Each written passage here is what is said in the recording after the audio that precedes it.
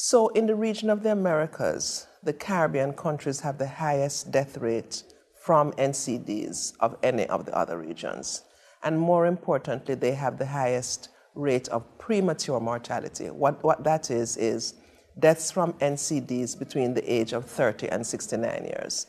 And those deaths are really tragic because everybody should get their 70, but in some countries we find that 3/4 of the deaths of people below the age of 70 are from NCDs. I think that the Caribbean has countries that have fairly high income, so there's disposable income.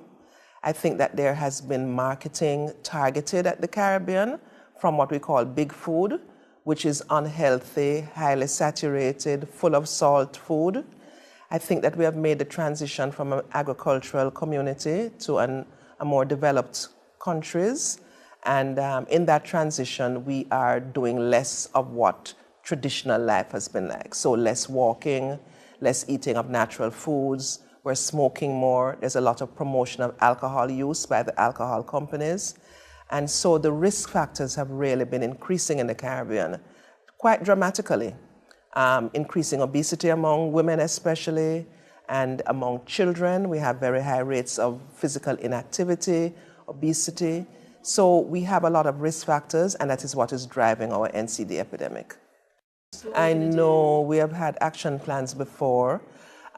We are hoping that this one is going to, the difference with this one is that we are hoping that because next year is the 10th anniversary of this historic Port of Spain Declaration, we're actually going to be going through the chief medical officers to the ministers of health and to the heads of government and asking them to do 3 or 4 very specific things, almost as a way of marking the 10th anniversary of Port of Spain. And we're hoping that if we choose these things correctly and if the ministers and the prime ministers agree, then some of those interventions can help to move the agenda forward. So for example, Barbados and Dominica have introduced a tax on sugar-sweetened beverages, as has Mexico and some other places.